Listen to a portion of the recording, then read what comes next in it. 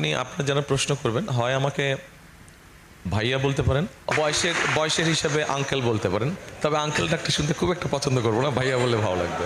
আসসালামু আলাইকুম স্যার, আমি তাসনুবা তাসরিফ। আমি পড়াশোনা করছি চট্টগ্রাম বিশ্ববিদ্যালয়ে ব্যবস্থাপনা বিভাগে চতুর্থ বর্ষে। একটু পজ দেই।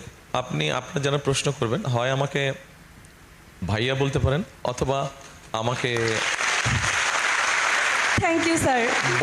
বয়সের হিসাবে আঙ্কেল বলতে পারেন, তবে আঙ্কেল ডাকটা শুনতে খুব একটা পছন্দ করবো না, ভাইয়া বললে ভালো লাগবে। আচ্ছা, ধন্যবাদ। আচ্ছা ভাইয়া, 2020 সালে করোনা টাইমে আমি মাশরুম বিজনেস শুরু করেছিলাম আমার ফ্যামিলিতে, কিন্তু মূলধন স্বল্পতার কারণে আমরা দীর্ঘদিন চালিয়ে যেতে পারি নাই। আমার মতো হাজারো তরুণ আছে যারা শুধুমাত্র জামানতবিহীন যে ঋণের ব্যবস্থা, সেটাতে কিন্তু খুবই জটিলতা, যেটা আমরা বইতে পড়ি, বাট বাস্তবতাটা ভিন্ন। কারোই কিন্তু জমি বা ওরকম থাকে না যে যেটা জমা দিয়ে যুক্ত ঋণ নিবে।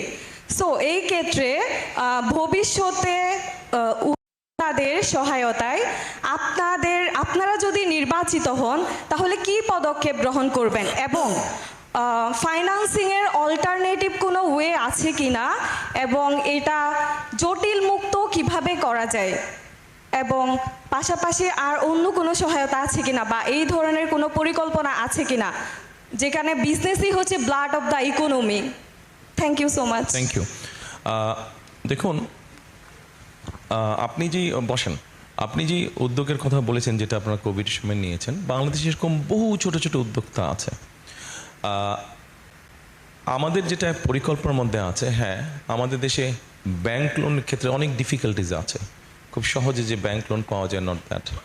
আমরা জিনিসটাকে ইজি করতে চাইছি। আপনার মতো এরকম ছোট ছোট যেই উদ্যোক্তা আছে তারা যাতে কোলাটেরাল যদি দিতেও হয়, সব আইন তো পাল্টানো যাবে না, বাট আইনটাকে যতটুকু কারেকশন করা সম্ভব হয়, আইনটাকে কারেকশন করে আমরা আপনার মতো এরকম ছোট ছোট যারা উদ্যোক্তা আছে তাদেরকে আমরা কিভাবে হেল্প করা যায় সেটা আমাদের পরিকল্পনার মধ্যে আছে। একই সাথে আমাদের পরিকল্পনার মধ্যে আরেকটা আছে, যেমন ধরেন অনেক স্টুডেন্ট এখন দেখা যাচ্ছে পড়ালেখা করতে জাপানে যাচ্ছে, পড়ালেখা করতে চায়নায় যাচ্ছে। আমাদের একটা চিন্তাভাবনা আছে যে অনেক সময় অনেকে যেতে পারে না, তার হয়তো ভিসা ফিস অথবা তার প্লেনের টিকিট এটা এনাফ ফ্যামিলি সাপোর্ট দিতে পারে না।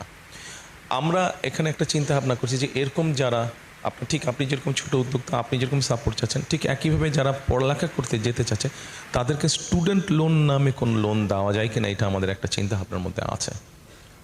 Thank you.